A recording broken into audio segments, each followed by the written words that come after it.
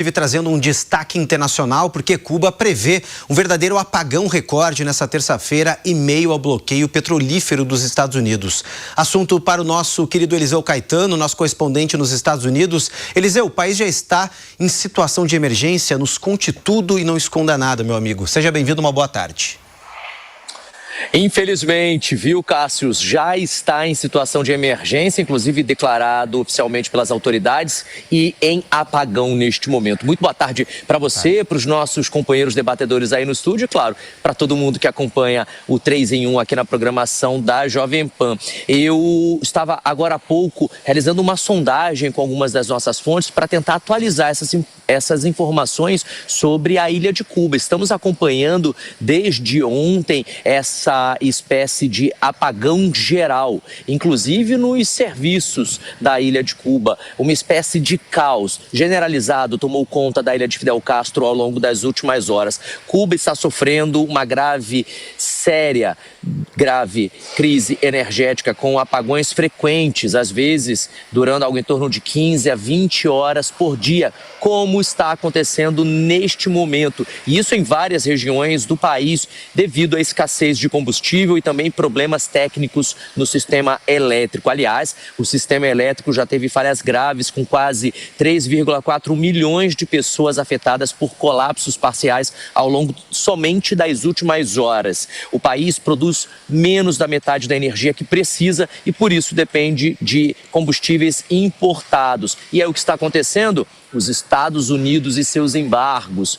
Esse é o motivo principal, viu? Os Estados Unidos mantêm um embargo econômico a Cuba desde 1962, restringindo comércio, finanças e importações de produtos essenciais. Até aí todo mundo sabe. Mas recentemente a administração Trump intensificou essas medidas que bloqueiam insumos de petróleo e combustível, inclusive ameaçando com o tarifaço a países que vendam combustível para Cuba. E isso levou à interrupção de envios de petróleo de aliados, como, por exemplo, Venezuela e México, agravando ainda mais essa falta de combustível e aprofundando a crise energética. Então, temos os apagões e a falta de combustível que estão parando os serviços essenciais. Então, vamos lá, transporte público em colapso.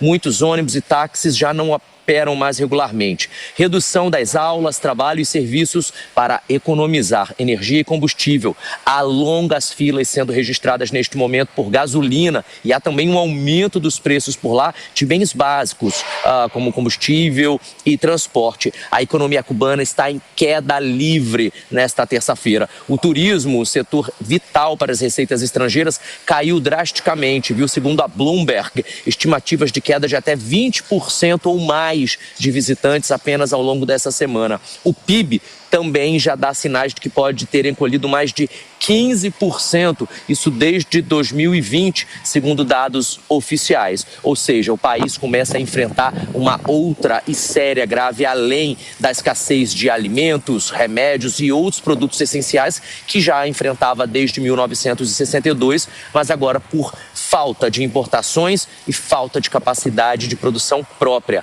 Há também um êxodo, Cássio, significativo. Milhares de cubanos estariam tentando deixar o país nesse momento, com estimativas aí de uma possível queda populacional em breve e também em breve um possível recorde de apreensão aqui com a fronteira dos Estados Unidos. Motivo? Aumento da pobreza, da desigualdade e da insatisfação social, que obviamente nesse momento provoca aí um descontentamento generalizado em todos os segmentos da sociedade cubana. Agora também há uma tentativa de ajuda, Cássius, principalmente por parte do México, viu, que tem condenado as medidas dos Estados Unidos publicamente, inclusive já pediu para o presidente Donald Trump, a presidente do México, Claudia Sheinbaum, já enviou uma mensagem à Casa Branca, a Donald Trump, pedindo para que o México possa ajudar a ilha de Cuba com o mínimo possível, sem correr o risco de ser tarifada, porque se o México ajudar, os Estados Unidos vão aumentar as tarifas. E aí a gente volta para aquele tarifaço lá do ano passado, Cássio. Então